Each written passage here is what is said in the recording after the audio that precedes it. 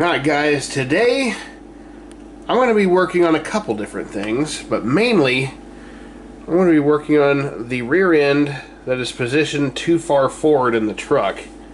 As you can see, this wheel fits pretty good in the wheel arch. Just looks like it would go right up in there. But this one is too far forward. It is off center by just a little bit. Just enough to drive me nuts. Just enough to make it look like maybe this truck was rear-ended really hard at some point in the past. This configuration has pushed the bed of the truck up and the axle forward. And I believe I have found a solution to that. As you can see, I've removed the 4 screws that hold the control box in. You just unplug all your wires. There's 2 screws here and 2 screws here. Whole control box comes out. You can set it off to the side. And what I've noticed is you're actually going to have nuts here, but I've pulled them off just for the sake of the video. I can pull them out just a little bit because there's like a nylon block inside the frame that acts as a guide. So let's loosen up the guide. And if I slide this mount, you got these 2 holes. So I want this forward hole to be in between these 2. So if you just move it up. Now, naturally, I'm going to have to move the shock mount back from here to these 2 holes right here where the other cross member's at. But if I put the body back on, that fits perfectly. It doesn't look constipated like it did. The truck legitimately just looked constipated all the time, and it handled kind of funny because it was an extra short wheelbase for the type of body and chassis that it had. I mean, heck, that probably didn't even change it half an inch even, but this might change how the truck drives. I do like how it sits now. It's not as up in the air. So this is what I'm going to try to do. The next thing I'm working on is there's no rear transmission mounts on this thing. They have bolts that have these spacers on here that go through the cross member into the transmission, but that doesn't bolt it down. That doesn't stop it from moving around. As a matter of fact, it allows the transmission to slide forward and back. And all around, actually, because you've got these giant holes for these little bolts. And they have super soft wiring grommets in the holes, which mine were destroyed. I noticed when I took it out of the box, these were already like this. I don't know if they just used really bad grommets or they cut them to make them easier to put in a hurry or what. But this is a lot softer than normal. This doesn't feel like a legitimate wiring grommet. Feels kind of like what you'd expect like a miniature shifting boot to feel like, or actually the same material as this. That's not going to do anything.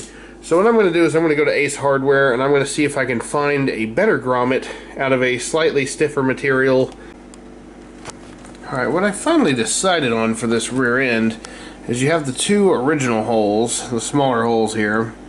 So I went ahead and I put one not quite in the middle, but up towards the higher hole here, the back hole. So just a little off center there. Drilled the first hole, lined up the bracket, and then drilled the second hole. Let me get this thrown back together and let's see how this looks.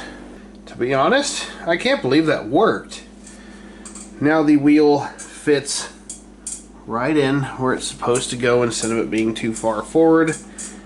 It fills out the truck a little bit better. Let me set the body down. What I had to do in here was I had to move the front hanger back so you can actually see the hole that this bolt was originally in is fully exposed. I had to move this shackle back, the shackle hanger. Now you can see just the edge of both holes on either side. This hole is no longer utilized. So That looks pretty good. It is kind of odd that I had to put the shocks behind the axle, but on a real truck, normally there's one behind the axle and one in front to prevent like twisting. But having them both behind instead of both in front means it's going to be a lot more rigid and probably a lot less bouncy. So, look at that. And the part that I was dreading the most, I was thinking I was going to have to cut the drive shaft and lengthen it for this. And you know what? I didn't. Because when it's fully compressed, there's still just a little bit of play. I mean, just a couple hairs worth of play. It's not tight. And when it's all the way up, the suspension, it's about the thickness of a club cracker you're getting out of there of movement. So it is right on the ragged edge, but it is together. Both shocks, both leaf spring mounts have been moved back, and the drive shaft is hooked up. So now all I have to do is put the control box back in and take it for a test spin, and hopefully it still climbs like it used to. It might. We're going to find out though. Alright, and back on the subject of the rear transmission mounts, instead of this horrible, soft, pre-destroyed piece, which I'm thinking they cut at the factory, I went to Ace Hardware and I picked up some wiring grommets. And amazingly, it fit right into place, really tight. So there is my new rear mounts. Well, it's not really gonna, it's more of a suggestion really. It'll still move around a little, but the frame flexes, so maybe that'll work for now. Let's get it put back together, see how it looks. Alright, before I go sliding the cross member forward, what would happen before, even though it had these bolts, but there were the giant holes here, so whenever you would shift, the transmission would like move and pull back, because there just really wasn't enough holding it back here. So I'm hoping this will help alleviate some of that when these two come loose, and they will eventually. They're going to come loose.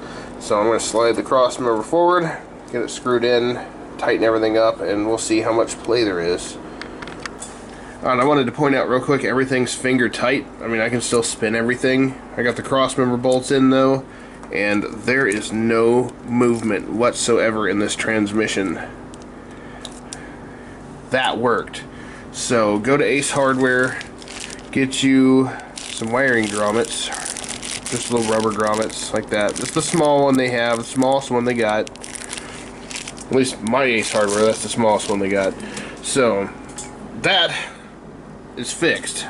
I can get rid of this embarrassment. I don't even know what this is made of. That is just trash here. There we go. That is just, let's throw away the other one too. There, double trash. That is fixed.